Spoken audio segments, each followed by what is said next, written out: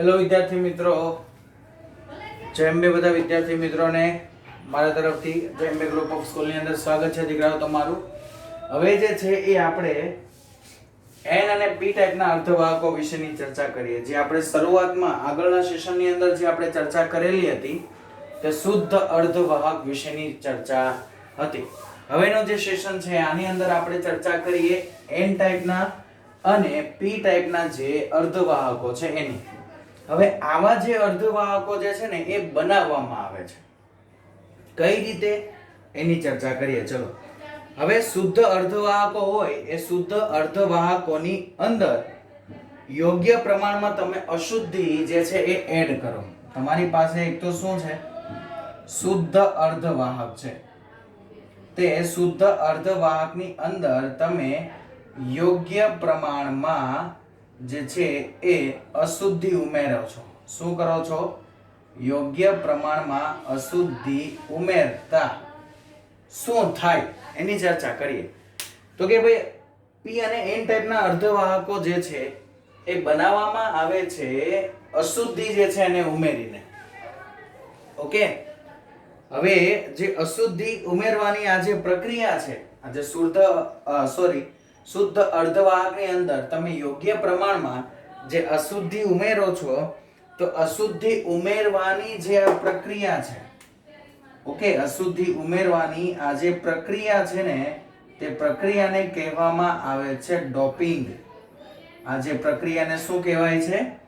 તો આ પ્રક્રિયા જે છે એને કહેવામાં આવે છે ડોપિંગ. ઓકે, ઉદાહરણ તરીકે જો આપણે વાત કરીએ તો એની અંદર જે છે એ ટેટ્રાવેલેન્ટ અશુદ્ધિઓ જે છે એ ઉમેરવામાં આવે છે. પેન્ટાવેલેન્ટ અશુદ્ધિઓ જે છે એ ઉમેરવામાં આવે છે. ટ્રાઇવેલેન્ટ અશુદ્ધિઓ જે છે ઉમેરવામાં આવે છે. ટ્રાઇવેલેન્ટ એટલે કે એમાં 3 જે છે એ ઇલેક્ટ્રોન બાહ્યતમ કક્ષામાં હોય, એટલે કે 3 વેલેન્સ ઇલેક્ટ્રોન હોય તો એને ટ્રાઇવેલેન્ટ કહેવાય. ઓકે, પછી ટેટ્રાવેલેન્ટ ની વાત કરીએ તો એની અંદર જે છે એ 2 જ પ્રકારની અશુદ્ધિ ઉમેરવામાં આવે. ટ્રાઇવેલેન્ટ અને પેન્ટાવેલેન્ટ. ઓકે, કેટલી અશુદ્ધિઓ ફક્ત ઉમેરવામાં આવે છે?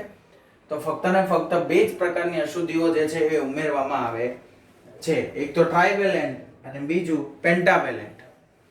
ઓકે, તો આપણી પાસે ટેટ્રાવેલેન્ટ સિલિકોન છે. ટેટ્રાવેલેન્ટ મીન્સ કે એની બાહ્યતમ કક્ષામાં કેટલા ઇલેક્ટ્રોન હોય? 4 ઇલેક્ટ્રોન, એટલે એને ટેટ્રાવેલેન્ટ કહેવાય.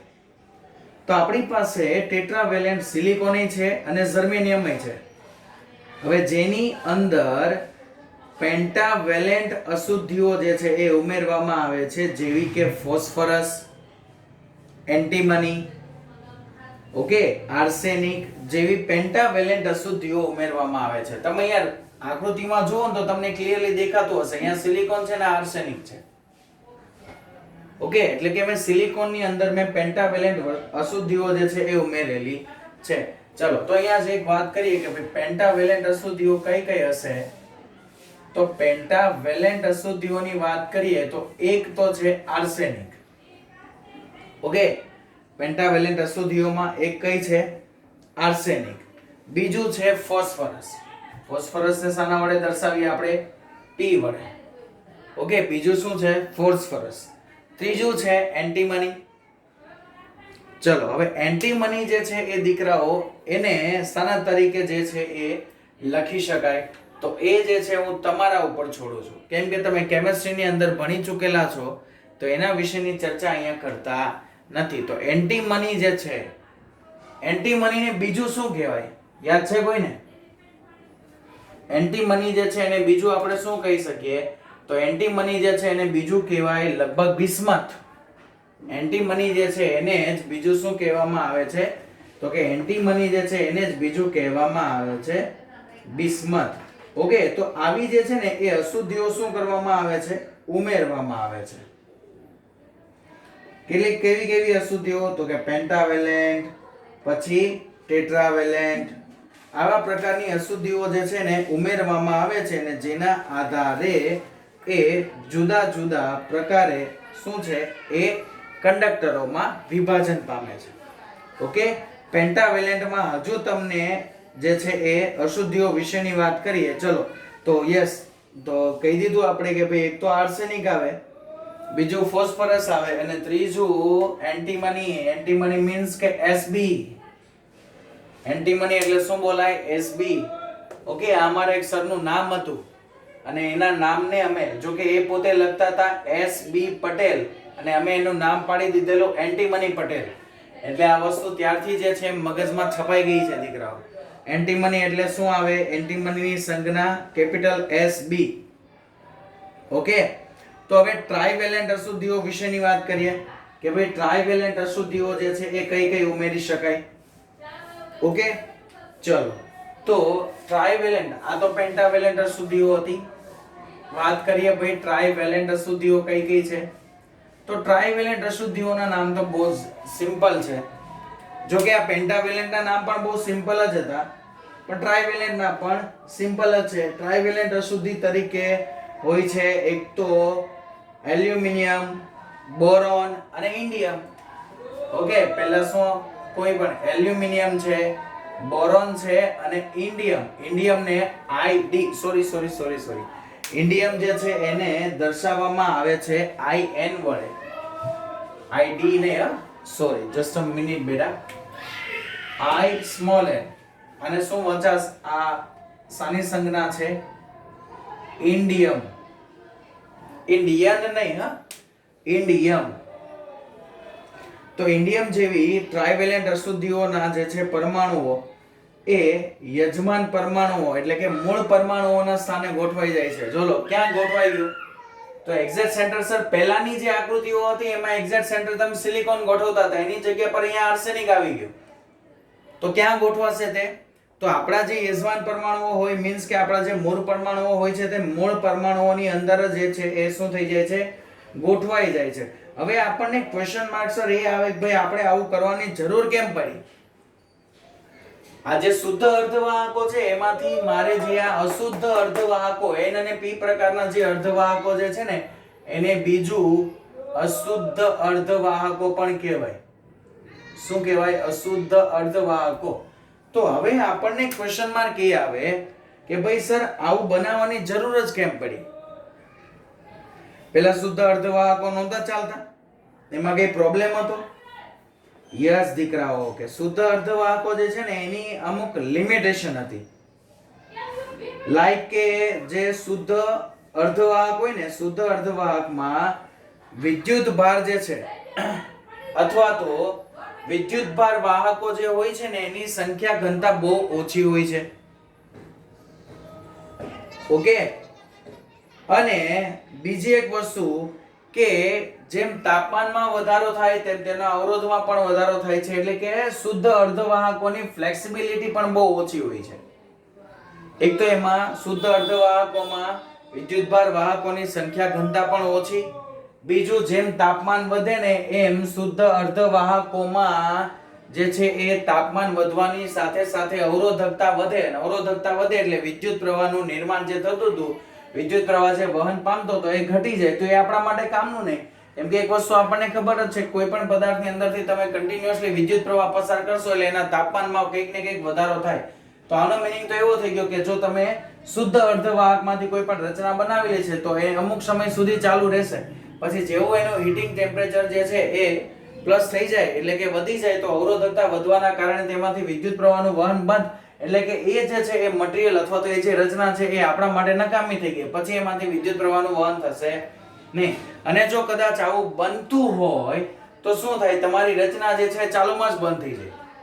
તમે કોઈ પણ જે છે એ રચના તમે બનાવેલી છે, લાઈક ટીવીની તમે વાત કરો છો, રેડિયોની વાત કરો છો, એમાં જે છે સેમિકન્ડક્ટર મટીરીયલનો યુઝ થાય છે તો એ શું થઈ જાય? ચાલુમાં ચાલતા ચાલતા બંધ થઈ જાય, હીટિંગ થાય એના કારણે. ઓકે, તો આવી જે છે ને તે અમુક એની લિમિટેશનો હતી, અને જે લિમિટેશનોના કારણે આપણે જે છે એ ડોપિંગ કરવાની જરૂર પડી. શું કરવાની જરૂર પડી? ડોપિંગ કરવાની જરૂર પડેલી છે. હવે ડોપિંગ કરવાની પણ અમુક પ્રોસેસ છે દીકરાઓ. ઓકે, તો ડોપિંગની પ્રોસેસ એવી કઈ છે કે સેમિકન્ડક્ટર મટીરીયલની અંદર તમે જે છે એ ડોપિંગ વધારે પડતું કરી શકો નહીં. મીન્સ કે સેમિકન્ડક્ટર મટીરિયલ જે છે ને એ હાઈ ક્વોન્ટિટીમાં હોય. ડોપિંગ તમારે એકદમ માઇનોર એડ જે છે એ કરવાનું થાય.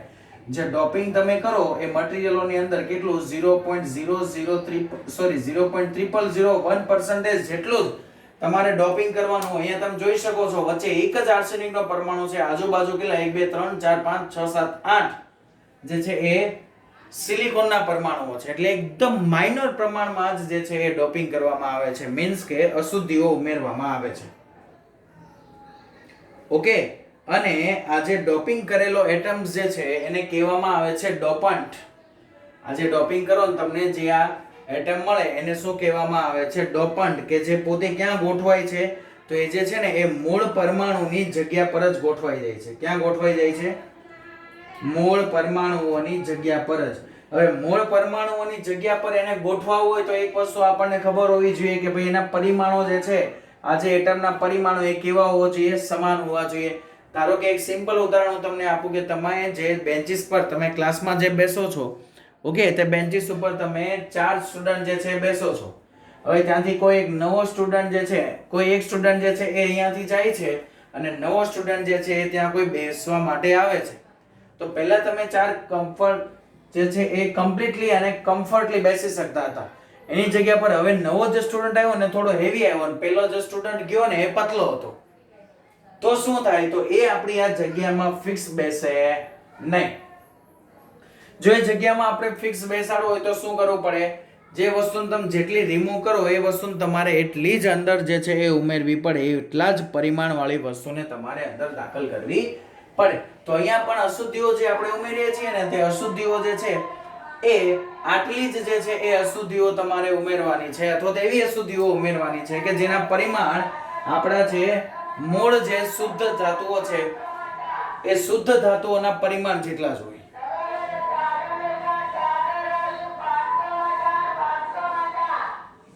ઓકે, ચાલો. તો હવે શું થશે કે ભાઈ આ મૂળ પરમાણુઓની જગ્યા પર જ ગોઠવાઈ જાય. ઓકે, તો આકૃતિમાં તમને સિલિકોન ઘટક જે આખો આપેલો છે એની તમને સ્ફટિક લેટાઇસ પરમાણુઓની જે છે સંરચના આપેલી છે, જેમાં આપણે આર્સેનિકની અશુદ્ધિ ઉમેરી અને સિલિકોનના પરમાણુની જગ્યા પર આર્સેનિકના પરમાણુઓ જે છે એ બેસી ગયો, જે તમને આકૃતિમાં દેખાય છે.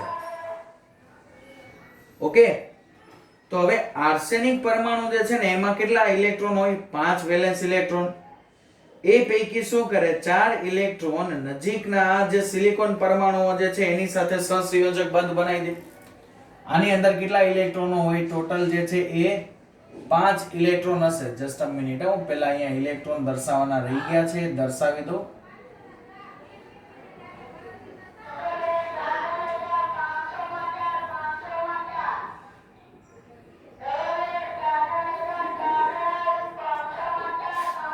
ચાલો, તો હવે શું થશે ભાઈ સર? અહીંયા તો 5 ઇલેક્ટ્રોન છે, તો ગોઠવાશે તો 4 ઇલેક્ટ્રોન એકબીજા સાથે વેલેન્સ બોન્ડ બનાવશે. અશુદ્ધિનો 1 ઇલેક્ટ્રોન તો ઓલરેડી બહાર જ રહેશે. ઓકે, અશુદ્ધિનો 1 ઇલેક્ટ્રોન બહાર જ રહેશે. એટલે અશુદ્ધિ ઉમેરવાથી એક ફાયદો શું થયો કે આપણને વધારાનો 1 ઇલેક્ટ્રોન પહેલેથી જ મળી ગયો. ઓકે, તો જ્યારે 5મો ઇલેક્ટ્રોન વધારાના ઇલેક્ટ્રોનને સ્ફટિકને પ્રાપ્ત થાય અને આવા ઇલેક્ટ્રોન, આ જે વધારાનો ઇલેક્ટ્રોન છે એને જો આશરે આજે આપણે વધારાનો ઇલેક્ટ્રોન કહીએ છીએ, આ જે છે ઇલેક્ટ્રોન છે એ કયો ઇલેક્ટ્રોન છે? તો આ જે છે એ વધારાનો ઇલેક્ટ્રોન છે. તો વધારાના ઇલેક્ટ્રોનને આપણે માઇનોર ઉર્જા આપીએ, લાઈક 0.05 વોલ્ટ જ. કેટલું? 0.05 વોલ્ટ. સોરી, ઉર્જા કીધું ના મેં, sorry, electronvolt, not only volt, sorry. તો આટલી ઇલેક્ટ્રોવોલ્ટ આપણે ખાલી ઉર્જા આપવી પડે. કેટલી? 0.05 ઇલેક્ટ્રોવોલ્ટ જેટલી ઉર્જા મળે ને તો પણ એ પોતે જે છે ને એ મુક્ત ઇલેક્ટ્રોન તરીકે વર્તે. આ જે વધારાનો ઇલેક્ટ્રોન છે તે આ ઉર્જા પર કયા ઇલેક્ટ્રોન તરીકે વર્તે? મુક્ત ઇલેક્ટ્રોન તરીકે જે છે એ પોતે વર્તે છે.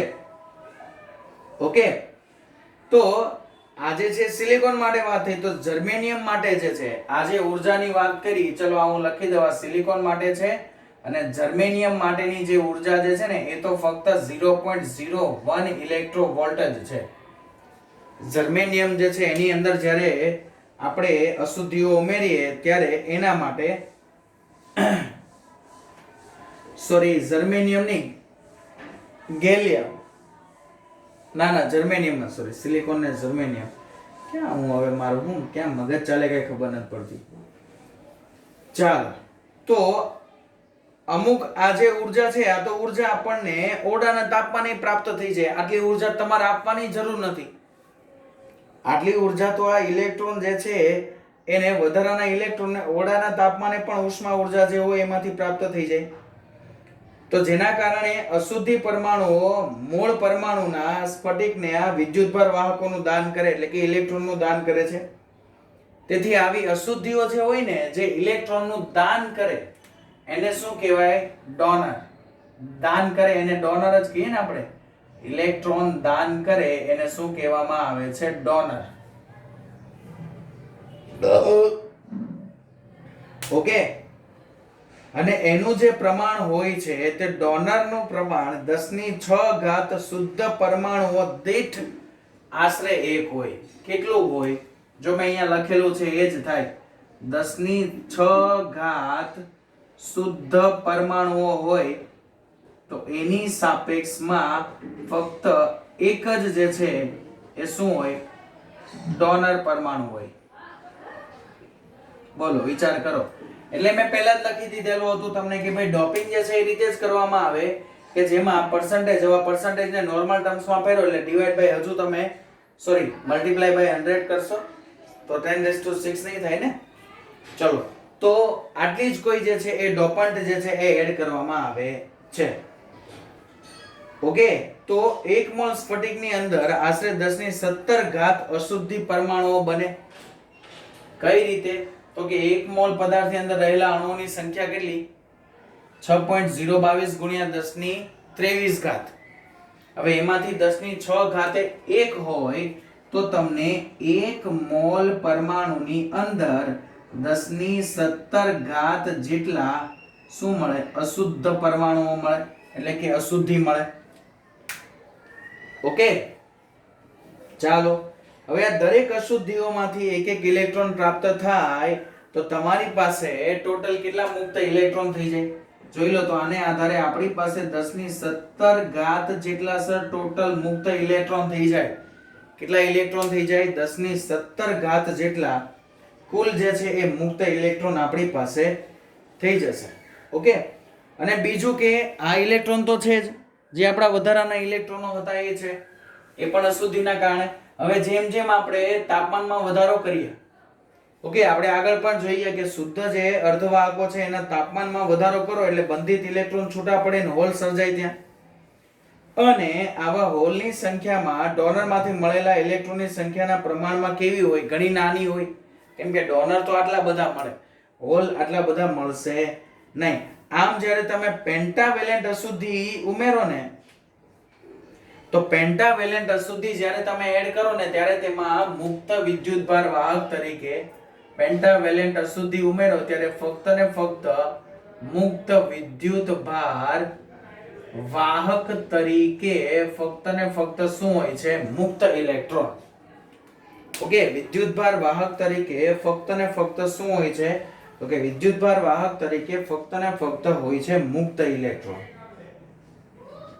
ઓકે, અને આવા જ મુક્ત ઇલેક્ટ્રોન જે છે એ મુખ્ય વિદ્યુતભાર વાહક તરીકે આ જે પણ આપણી પાસે મટીરીયલ છે તે મટીરીયલની અંદર હશે.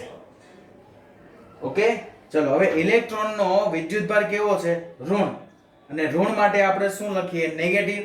તો નેગેટિવ જે છે એના પ્રથમ અક્ષર પરથી પેન્ટાવેલેન્ટ અશુદ્ધિ તમે ઉમેર્યો ને જ્યારે જે તમને અર્ધવાહક મળે ને એ અર્ધવાહકને એન ટાઈપ સેમીકન્ડક્ટર કહેવાય. શું કહેવાય? N type semiconductor. હવે તમને લોકોને ખ્યાલ આવી ગયો હશે સર એન ટાઈપ અને પી ટાઈપ કેમ લખ્યું? એન ટાઈપ એટલે નેગેટિવ, એટલે કે ઇલેક્ટ્રોન દ્વારા વિદ્યુતનું વહન થાય છે. એટલે કે એમાં ઇલેક્ટ્રોન જે છે એ ખૂબ જ વધારે પ્રમાણમાં છે હોલની સાપેક્ષમાં, એટલે આપણે એને કેવો કીધેલો છે? N type અર્ધવાહક. ઓકે, હવે આવા સ્ફટિકમાં હોલને લીધે વહન જે છે કેવું હોય, ખૂબ જ ઓછું હોય, તો હોલ જે છે એને માઇનોરિટી ચાર્જ કેરિયર કહેવામાં આવે છે. આવાની અંદર હોલને શું કહેવાય? Minority charge carrier. અને સંખ્યા ઘનતા ઇલેક્ટ્રોનની જે છે એ હોલની સંખ્યા ઘનતા કરતા કેવી હોય? ખૂબ વધારે હોય. એટલે કે એની જે છે એ ગ્રેટર ધેન શું હોય છે? NH. હવે n પ્રકારના અર્ધવાહકો જે છે એનું વિદ્યુતનું વહન જે છે એમાં દીકરાઓ સમજીએ, એ પણ ઉર્જા સ્તરો જે છે એને અનુલક્ષીને. હવે ધારી લઈએ કે તમને જે છે એ અહીંયા બેન્ડ ગેપ આપેલા છે, કઈ 2 3 4, લાઈક એવા બેન્ડ ગેપ હું ઉપર પણ બનાવી દઉં 1 2 3 4. ચલો, આવા બેન્ડ ગેપ જે છે એ મેં બનાવેલા છે. ઓકે, તો નીચેનો જે બેન્ડ છે એમાં પણ કંઈક ઉર્જા કંઈક અલગ હશે. એટલે કે નીચેનો જે બેન્ડ છે એને ધારો કે આપણે વેલેન્સ બેન્ડ કહી દઈએ, તો એમાં ઉર્જા છે E V જેટલી, અને આને જો આપણે કંડક્શન બેન્ડ કહી દઈએ તો એમાં ઉર્જા છે EC જેટલી. ઓકે, તો શું થશે કે જ્યારે સંપૂર્ણ ભરેલી વેલેન્સ બેન્ડ હોય, વેલેન્સ બેન્ડ છે શું સંપૂર્ણ ભરેલી હોય અથવા તો સંપૂર્ણ ખાલી હોય. સંપૂર્ણ ભરાયેલી વેલેન્સ બેન્ડ અને સંપૂર્ણ ખાલી વેલેન્સ બેન્ડના ઉર્જા સ્તરો ઉપરાંત અહીંયા આપણે અશુદ્ધ પરમાણુઓના વેલેન્સ ઉર્જા સ્તરો પણ આપણે દર્શાવેલા છે. સોરી, મેં નથી દર્શાવ્યા, દર્શાવી દઉં. આ જે છે ને એ ડોપન્ટ જે છે એના ઉર્જા સ્તરો છે, એટલે એને ED વડે દર્શાવી દઈએ. Energy of dopant. ઓકે, આ જે છે energy of conduction band, energy of valence band. ચલો, સમગ્ર પરિસ્થિતિને 0 કેલ્વિન તાપમાને રાખેલ છે. હવે અશુદ્ધ પરમાણુઓ જે છે એના વેલેન્સ ઉર્જા સ્તરો એટલે કે ED અને EC જે છે એ એકબીજાની કેવા છે? ખૂબ જ નજીક છે. હવે સિલિકોન માટે EC અને ED વચ્ચેનો તફાવત કેટલો? તો કે સર આ એનર્જી તમે કેટલી આપો તો એ કન્ડક્શનમાં જતા રહે. તો સર આ ખાલી 0.05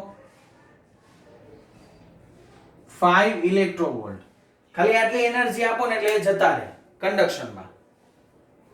ઓકે, જે જર્મેનિયમ માટે કેટલું છે? 0.01 વોલ્ટ. ઓકે બચ્ચા પાર્ટી. હવે 0 કેલ્વિન તાપમાને દરેક અશુદ્ધ પરમાણુઓ જે છે એના ઉર્જા સ્તરમાં એક એક ઇલેક્ટ્રોન હોય.